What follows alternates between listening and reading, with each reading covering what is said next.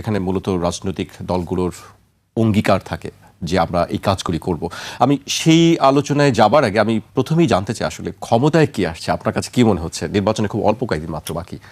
কোন একটি রাজনৈতিক জোট ক্ষমতা আসবে, কিন্তু ক্ষমতা আসা উচিত ছিল আসলে জনগণের। কেন আমি কথাটা বলছি? জনগণের মতামতকে প্রতিফলিত করে ভবিষ্যতের রাজনৈতিক সরকারের যে রূপরেখা, সেই জায়গাতে আমার কাছে মনে হয় যে কিছু কিছু জায়গাতে জনগণ এখন অস্পষ্ট অবস্থানে রয়ে গিয়েছে। অনেক কিছুই আমাদের রাজনৈতিক দলগুলি ব্যাখ্যা করেন নাই। তাদের নির্বাচন পরবর্তী অবস্থান কি হবে এরকম জায়গাতে কিছু কিছু বিষয়ে তারা ধোঁয়াশাপূর্ণ অবস্থান রেখে দিয়েছেন। আমার কাছে মনে হয় যে রাজনৈতিক দলগুলি ক্ষমতায় আসবে আর কি, কোন একটি রাজনৈতিক দল বা জোট। আর ক্ষমতায় কি আসছে আপনি যদি এইভাবে চিন্তা করেন যে বিএনপির নেতৃত্বাধীন জোট অথবা জামাতের নেতৃত্বাধীন জোট, এটা আমি বলতে পারবো না এই কারণে যে প্রথমত প্রেডিকশন মডেল, জরিপ বিভিন্ন জায়গায় দেখছি, জরিপ নিয়েও যদি কথা বলেন যে আসলে বিএনপির পক্ষে কথা বলেছে। কিন্তু সবসময় কি জরিপ আসলে ঠিক হয়? জরিপ জিনিস করে আমার কোনো আস্থা নাই, কারণ জরিপের চরিত্র নির্ধারণ করে জরিপের টাকা এবং কারা জরিপ করাচ্ছে তার উপরে। আরেকটি হচ্ছে যে অনেক জরিপ খুবই অদ্ভুত।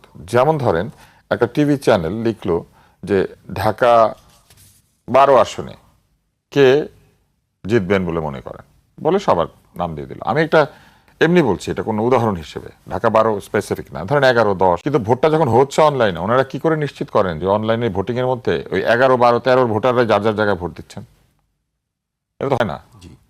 তাহলে তারা সর্জন্য ওপেন একটা প্ল্যাটফর্মে দিয়ে ঢাকা 11-তে কে জিততে পারে বলে মনে করেন। এখন ওই সময়ে ওই জরিপটা যার চোখের সামনে যাচ্ছে, সেইখানে যেসব দলের অ্যাক্টিভ ভোটাররা বা নন ভোটার ইভেন, কারণ ওইখানে তো এটাও বোঝা সম্ভব না যে ওনার বয়স 18 না 18 নিচে, যারা ওইখানে ইয়েস নো দিচ্ছে, এবং তার ভিত্তিতে বলে দেওয়া হচ্ছে, জরিপ করে দেখা গিয়েছে ঢাকা 10 আসনে তমুক জিতছেন, ঢাকা 11 আসনে তমুক জিতছেন। স্বয়ং গণমাধ্যম পর্যন্ত একটা জরিপের নামে যা করে ফেসবুক এবং ইউটিউবে, সেগুলি সব হচ্ছে জাস্ট তামাশা। তাহলে জরিপ আপনি বিশ্বাস করবেন কেন? কারণ দেখেন, আবার আমি ভালো করে বুঝিয়ে বলি, ফেসবুকে একটা জরিপ ছেড়ে দিয়েছেন, ইউটিউবে একটা জরিপ ছেড়ে দিয়েছেন, সেইখানে বলছেন ঢাকা 1 আসনে কে জিতবেন। কিন্তু আপনি প্রথমে নিশ্চিত করেন নাই যে যারা ভোট দিবে তারা কি 18-র উপরে না 18-র নিচে। নিশ্চিত করেন নাই তারা কি ঢাকা 1 আসনেরই ভোটার নাকি 1 আসনের ভোটার না। নিশ্চিত করেন নাই যে 1 আসনের ভোটাররা সবাই এইটা দেখতে পেয়েছেন।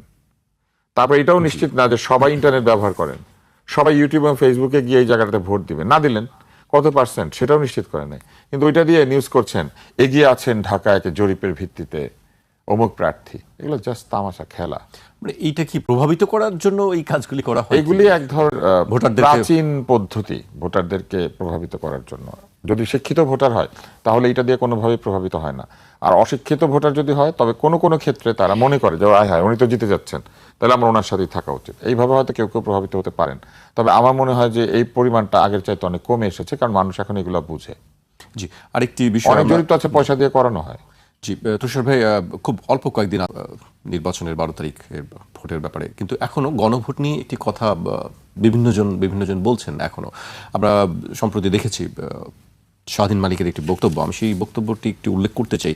পৃথিবীর ইতিহাসের সবচেয়ে হাস্যকর গণভোট হতে যাচ্ছে বলে মন্তব্য করেছেন সংবিধান বিশেষজ্ঞ ডক্টর শাহীন মালিক।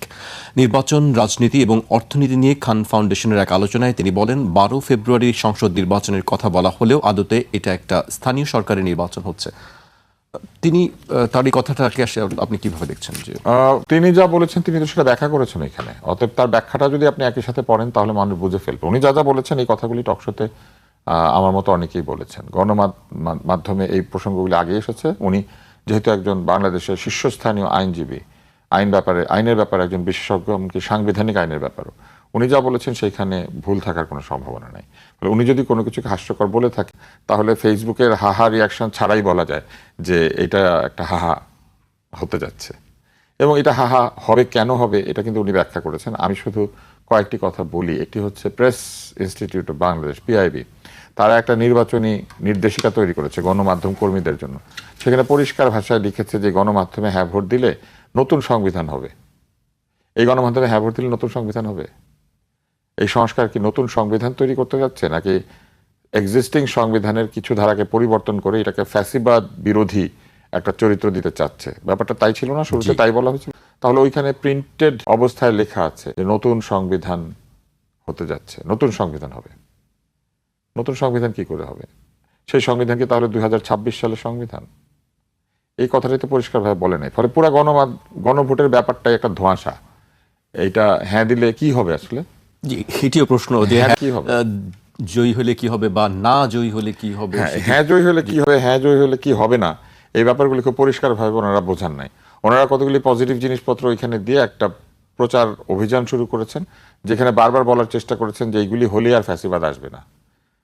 আমি একটা টেলিভিশন অনুষ্ঠানে রিলে, মানে সংবাদের রিলে দেখেছি, বাংলাদেশের একজন সুপ্রিম কোর্টের আইনজীবী, সুপ্রিম কোর্ট হচ্ছে বাংলাদেশের সংবিধানকে আপহোল্ড করে, সুপ্রিম কোর্ট হাইকোর্ট হচ্ছে এই সংবিধানকে রক্ষা করে, তাই না, একটা রক্ষা কবচ। সেখানকার আইনজীবী সংবিধানটাকে লিটারেলি ছুঁড়ে ফেলে দিয়েছেন, ঢিল মেরেছেন। সুপ্রিম কোর্টের দায়িত্ব কি ছিল আসলে আমরা জানি না। যারা সংবিধানের রক্ষাকর্তা তারা কি এই আচরণটাকে সমর্থন করেন কিনা মানুষ তো এটা জানতে চাইতে পারে, কারণ আমরা তো পড়েছি যে সংবিধানের মর্যাদা রক্ষা করা দায়িত্ব। তাহলে কি আমরা যে কেউ সংবিধানটাকে যে কোনোখানে ছুঁড়ে ফেলতে পারবো? আমরা কি এটাকে যে কোনোখানে ঢিল মেরে ফেলে দিতে পারবো? ময়লার ডিপোতে ফেলে দিতে পারবো? আসলে পারবো কিনা এটাই জানার ইচ্ছা। ঠিক একইভাবে এই যে গণভোটটি আয়োজিত হতে যাচ্ছে, এখানে তারা যে বিষয়গুলি বলেছেন, সেখানে বলেছেন যে গণভোটের ফলে ফ্যাসিবাদ আর আসবে না। ফ্যাসিবাদ আসা না আসা কি সংবিধানের উপর নির্ভরশীল? ফ্যাসিবাদ প্রথমেই এসে ওই যে আমাদের এখনকার যে অন্তর্বর্তী সরকার আছেন, ওনারা যে সংবিধানের অধীনে শপথ নিয়েছেন, ওনারা নিজেরাই সংবিধানটাকে বিভিন্ন জায়গাতে উল্টেপাল্টে ফেলছেন না? ফেলার সময় কি বলছেন? আমাদের ম্যান্ডেট আছে, আমাদের বিপ্লব আছে, আমাদের অভ্যুত্থান আছে। ফ্যাসিবাদ তো একইভাবে বলবে, আমি জানি জনগণ এটা বলেছে, আমি জনগণের লোক, আমি জনগণের বাপ মা, বলে না ফ্যাসিবাদ? জি, আমি খাওয়াই, বলেন তো। এগুলো বলতে পারলে ফ্যাসিবাদ ওনারা যে সংবিধানটা সংস্কার করবেন ওইটাকে একইভাবে বদলাই দিবেন। কিন্তু হ্যাঁ ভোটের- সংবিধান জি, দিয়ে ফ্যাসিবাদ আটকানো যায় না। কে আটকাতে গেলে মানুষকে স্বাধীন চেতা হতে হয়, আইন বুঝতে হয়, নিজের অধিকার সম্পর্কে সচেতন হতে হয়। এবং তারপরেও পৃথিবীর বিভিন্ন দেশে ফ্যাসিবাদ এসেছে। এই যে ফ্যাসিবাদ, এটা কি কোনো দরিদ্র দেশে উৎপত্তি হওয়া বিষয়? এটা উৎপত্তি হয়েছিল ইটালিতে। ইটালি হচ্ছে ইউরোপের একটি সক্ষম দেশ ছিল যখন ফ্যাসিবাদ এসেছে। মুজোলিনির হাতে এই ফ্যাসিবাদের সৃষ্টি। ফ্যাসিবাদ সব, এটার আসল উচ্চারণ হচ্ছে ফ্যাসিবাদ, ফ্যাসিস্ট, কিন্তু আমরা এটাকে ফ্যাসি বলি কারণ দন্তস্ব দিয়ে বানান করার কারণে। বাঙালি বুঝবে না, তাই এটাকে ফ্যাসিবাদই বলতে হয়। ফ্যাসিবাদ বললে আবার এখন লোকে বুঝবে না, ভাববে ফাঁসি নিয়ে কথা বলছি। তো এখন যে এটা ইটালি থেকে আসে নাই, তো কেমনে আসলো? উন্নত বিশ্ব থেকে এটা তৈরি হলো কেন? আরেকজন যে ছিলেন জার্মানিতে, জার্মানি তখন ইউরোপের সবচেয়ে উন্নত দেশগুলো একটা জায়গায় পৌঁছে গিয়েছিল না, শিল্পোন্নত দেশ। শিল্পোন্নত হওয়ার কারণে তারা যুদ্ধ করতে পেরেছে। ফ্যাসিবাদী আমরা স্পেনে দেখি নাই, ফ্র্যাঙ্কো। তাহলে এত উন্নত দেশে, আরেকটি এত প্রশ্ন উন্নত আছে, দেশে এটা আসলো কিভাবে? ওনার বিধান বানাতে পারে নাই, সেজন্য এসেছিল? মোটেও না। তাদের প্রথম আচরণই হচ্ছে সে সংবিধান ছুড়ে ফেলে দেয়। এখন এই গণভোটে বলা হয়েছে যে গণভোটের কারণে ফ্যাসিবাদ আসবে না, ভালো কথা, আসবে না। কিন্তু এই গণভোটে হ্যাঁ হলে তো শরিয়া আইনও প্রচলিত হবে না, শরিয়া আইন করা সম্ভব না। কিন্তু গতকালই সম্ভবত একটি রাজনৈতিক দল তাদের আমি জি, তাদের ইস্তেহার দিয়েছেন। আমি একটা লাইন শুধু বলবো। তারা বলেছেন যে তারা বিভিন্ন ধরনের ব্যবস্থা নেবেন। তার মধ্যে তারা একটি জায়গায় বলেছেন যে তারা পার্সোনাল ল, ধর্মভিত্তিক পার্সোনাল ল চালু করবেন। জুলাইয়ের সনদ কিন্তু যে কোনো ধরনের ধর্মভিত্তিক আইন প্রতিষ্ঠার বিরুদ্ধে। ধর্মভিত্তিক আইন প্রতিষ্ঠা করা যাবে না জুলাই সনদ হলে। তুষার ভাই, আপনার- তাহলে এটা হ্যাঁ হলে পরে ওনারা যদি জুলাই সনদের পক্ষে থাকেন, তাহলে personal law based on religion এটা কিভাবে হবে?